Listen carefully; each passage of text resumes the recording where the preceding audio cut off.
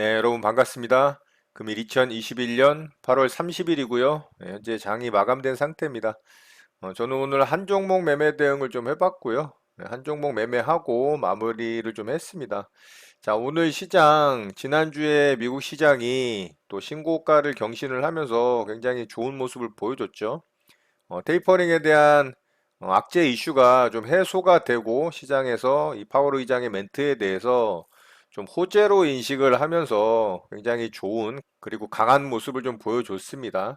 자, 우리 시장도 오늘 갭상승으로 시작을 했죠. 오히려 이제 갭상승으로 시작을 해서 장 초반에 조금 아래쪽으로 차익 실현 매물이 좀 쏟아지면서 하락이 나오는 모습이었고, 장 초반에는 그렇게 매매할 종목이 보이질 않았습니다. 그런데 장 후반, 오전장 후반에 좀 좋은 종목들이 좀 많이 나왔어요. 그래서 매매할 종목들이 보이긴 했는데, 저는 HLB 한 종목 매매 대응하고 마무리를 했습니다. 자, HLB 오늘 좀 이슈가 있었죠. 이 나노젠이라는 회사에 이 백신 개발사 지분을 좀 보유하고 있다라는 이슈가 있어요. 그래서 그 지분 가치가 부각이 되면서 오늘 HAB 그룹주들이 대거 좀 상승이 나왔죠. HAB를 포함해서 HLB 생명과학, HLB 제약 등이 좀 강하게 상승이 나왔었습니다.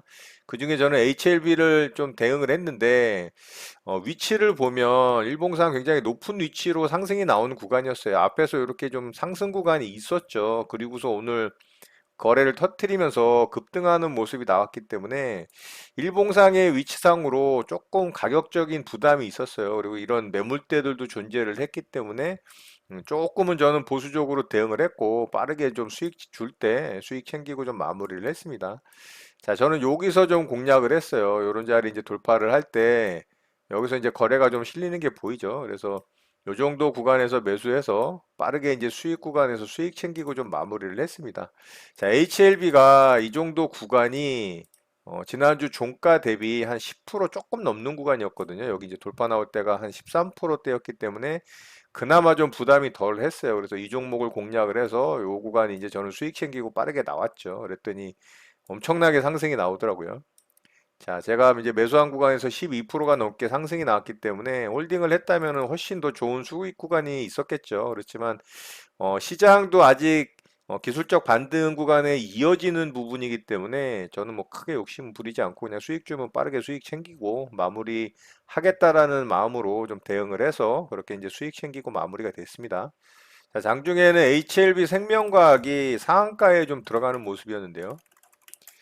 자, HLB 생명과학은 조금 차트의 모양이 HLB보다는 낫어요. 이제 요런 이제 전고점 자리 돌파할 때 좀 관심 있게 보고 있었는데 얘는 여기서 상승분이 조금 그래도 약했죠. 그래서 오늘 이제 요런 자리가 사실 좀 괜찮아 보였는데 분봉상의 움직임이 딱히 좀 대응하기가 좀 애매했습니다. 딱 눈에 띄는 어떤 이런 거래의 증가도 없었고 좀 돌파를 할 때 강한 이제 양봉으로 뽑아져 나오면서 좀 눈에 띄는 그런 매수 구간을 보여주지 않았기 때문에 저는 이제 HLB를 대응을 했던 거예요. 얘는 좀 완만하게 상승을 했죠. 오늘 이제 이 종목이 좀 대장주로 움직였고 그다음에 HLB 제약이 이등주로 좀 움직였죠. 자, HLB 제약은 이제 요런 자리가 좋았던 자리인데 마찬가지로 이제 요런 전고점 자리 돌파하는 자리였거든요. 여기가 28,250원 자리였고 거기를 이제 돌파를 하고서 이렇게 조정 줬다가 지지받고 반등이 나왔죠. 그렇지만 저는 HLB로 수익을 냈기 때문에 이런 종목도 좀 관망만 했습니다. 이렇게 해서 저는 오늘 HLB 한 종목 좀 매매하고 매매를 마쳤고요. 자, 요렇게 이제 매매 마쳤습니다. HLB 한 종목 대응을 했고요. 뭐 광진인텍은 요거는 의미 없는 매매였어요. 자, 이렇게 해서 저는 오늘 매매 마무리했습니다. 오늘장 특징주 좀 살펴보고 바로 시장 좀 보도록 하겠습니다. 자, HLB 그룹주들 중에서는 HLB 생명과학이 가장 그래도 좀 강한 모습이었기 때문에 이 종목 한 종목 정도 내일 좀 움직임 살펴보면 좋을 것 같아요. 거래량도 4천억을 넘게 터뜨리면서 윗꼬리가 좀 짧게 달렸기 때문에 이제 대장주라서 이제 조금 윗꼬리가 짧게 달렸죠. 그래서 이 종목 좀 움직임 살펴보면 좋을 것 같고요. 위메이드가 오늘 또 상한가에 들어갔는데요. 자, 위메이드는 여기서 급락을 한번 줬죠. 요 구간 이제 전고점 돌파할 때 여기서 이제 상승이 강하게 나왔잖아요. 자, 요때는 이제 2분기 호실적 이슈로 상승이 나왔고 위쪽에서 잘 버텨주다가 갑자기 이렇게 하락을 했어요. 자, 이랬던 이유가 공매도 이슈가 좀 있었어요. 공매도 금지 종목으로 좀 지정이 될 정도로 이 공매도가 엄청나게 쏟아지면서 이렇게 하락이 나왔었는데 오늘 이제 그거를 다 딛고서 상한가에 좀 들어가는 모습입니다. 이런 정고점 자리 돌파를 하면서 강하게 좀 상한가에 들어갔고요. 거래대금 한 2,100억 정도 터졌죠. 자, 위메이드는 이제 미르포 흥행 기대감 이슈가 좀 있고요. 요때가 이제 2분기 흑자 전환 이슈로 좀 상승이 나왔다가 공매도로 빠졌지만 다시 이제 상한가에 들어가는 모습이죠. 자, 52주 신고가 영역이기 때문에 괜찮은 모습입니다. 그래서 이 종목도 내일 움직임 좀 살펴보면 좋을 것 같아요. 분봉상 움직임도 괜찮았어요. 갭 띄우고서 살짝 상승 나왔다가 약간 흔드는 구간이 있었지만 이런 고점 자리 돌파하면서 또 상한가에 들어갔죠. 상한가가 좀 약하게 들어간 게 좀 아쉽긴 합니다만 그래도 내일 움직임 좀 살펴보면 좋을 종목이라고 생각을 합니다. 신원종합개발 좀 보도록 할게요. 자, 신혼종합개발은 상한가에 들어갔지만 일봉상의 위치가 조금 별로죠. 앞에 이제 이런 매물대들이 산재해 있기 때문에 내일 얼만큼 좀 상승이 나올지는 모르겠지만 거래 대금도 좀 약하게 터지고 일봉상에 이런 매물대에 갇혀 있는 상한가라 조금 부담스럽습니다. 역시나 이제 그런 부분이 반영이 되듯이 상한가를 강하게 완전하게 굳히질 못하고 좀 풀렸다가 이렇게 이제 다시 상한가에 들어가는 모습이죠. 이제 관련해서 범양건영도 오늘 이제 움직인 종목이죠. 자, 범양검영도 오늘 상한가에 좀 들어가질 못하고 윗꼬리를 달긴 했습니다만 그래도 강하게 좀 움직였어요. 장중에 그래도 이 종목이 움직임이 좀 더 강했던 종목이에요. 이렇게 이제 강하게 상승 주고서 조정다운 조정 없이 쭉 횡보하다가 마감이 됐기 때문에 그래도 이 종목이 좀 움직임은 좀 강했다. 상한가에 들어간 신원종합 개발이 좀 상한가에 들어간 모습이긴 하지만 그래도 이 종목이 개인적으로는 좀 더 좋아 보이긴 합니다. 그런데 이제 위치상으로 보면 파동이 이제 3차 파동 구간으로 들어가는 자리죠. 그래서 이런 부분이 좀 부담스러운 위치고 거래 대금이 이런 앞에 이제 정고점 돌파를 하는 거래 대금을 넘기지 못한 부분도 조금 아쉽습니다. 그래서 신혼종합 개발과 건영 이 두 종목도 내일 움직임 좀 살펴보면 좋을 것 같습니다. 자, 이외에 한국 BNC, 뭐 일진홀딩스, 펄어비스, 아이진 같은 종목들 좀 강하게 움직였었는데요. 그런 종목들 좀 참고해서 보시면 좋을 것 같고요. 오늘 특징주는 이렇게 마치도록 하고 시장 좀 보도록 하겠습니다. 자, 우리 시장, 조금은 코스피 시장은 기대에 못 미치는 모습입니다. 그래도 플러스로 마감이 되긴 했어요. 음봉 캔들이긴 하지만 플러스로 마감을 좀 했고, 뭐 이 정도도 그래도 나쁘지 않다라고 생각을 합니다. 제가 이제 이렇게 외바닥을 치고, 이런 가격 조정 쌍바닥이 아닌 위쪽에서 이렇게 횡보하는 모습이 나오면, 그나마 좀 강하게 이런 쌍바닥을 만들면서 반등을 할 수 있는 모습이 만들어질 수 있다. 이렇게 말씀을 좀 드렸죠.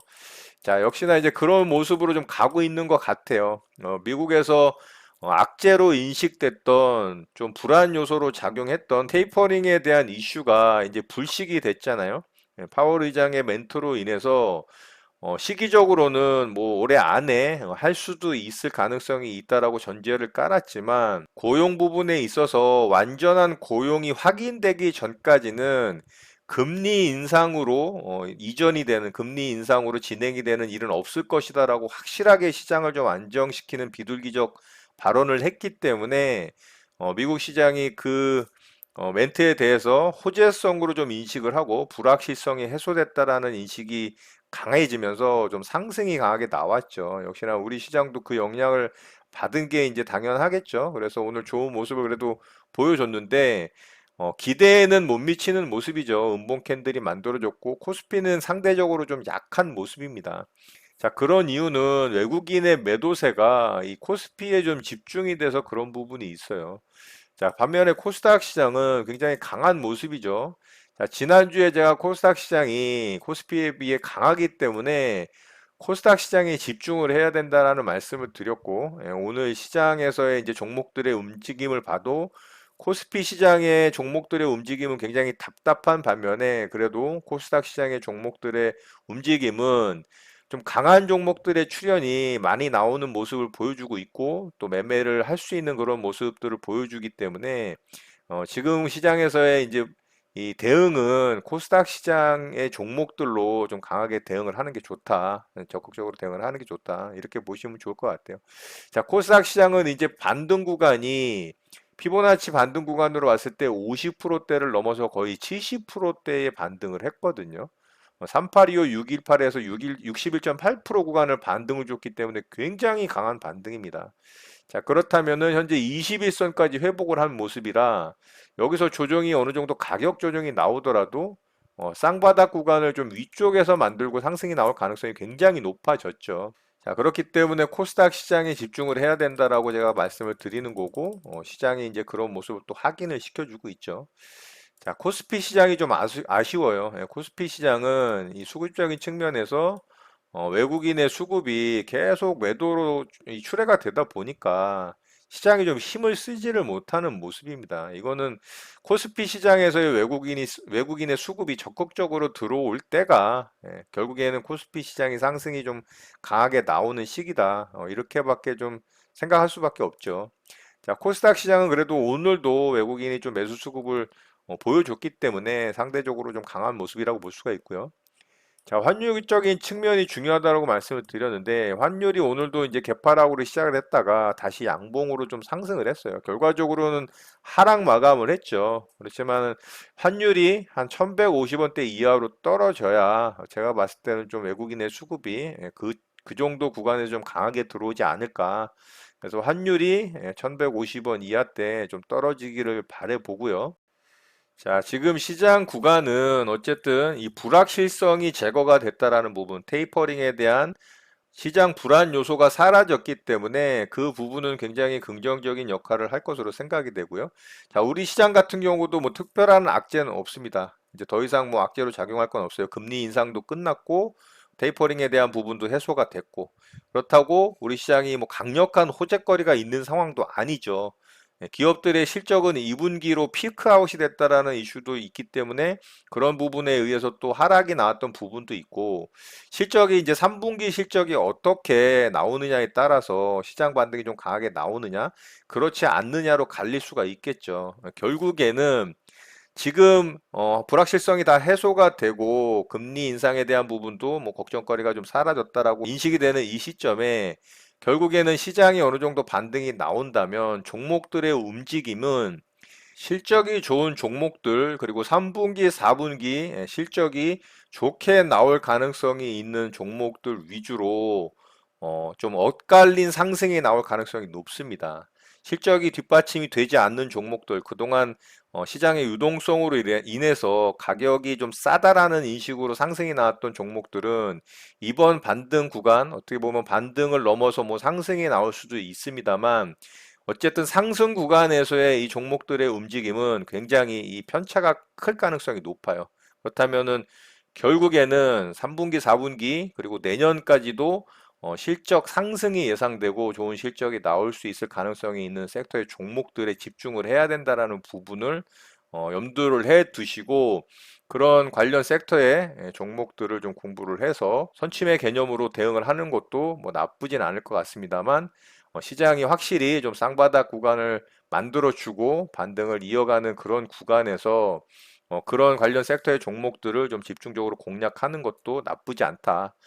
지금 반등 구간에서 그동안 굉장히 강하게 시장 주도주의 면모를 보여줬던 2차 전지 섹터가 좀 쉬어가는 모습을 보여주고 있죠. 그렇지만 쉬어가는 모습이지만 어쨌든 2차 전지 섹터의 종목들은 방금 전에 말씀드렸던 향후 실적이 좋아질 수밖에 없는 섹터이기 때문에 당연히 시장이 강하게 좀 반등을 해주는 구간에서 그 종목들 또한 좀 움직임이 나올 가능성이 있다라고 생각이 됩니다. 그래서 2차 전지 배터리 관련 이제 소재 관련 종목들 이런 종목들도 좀 관심 있게 지켜보면서 대응할 자리가 있는지 살펴보면 좋을 것으로 보입니다.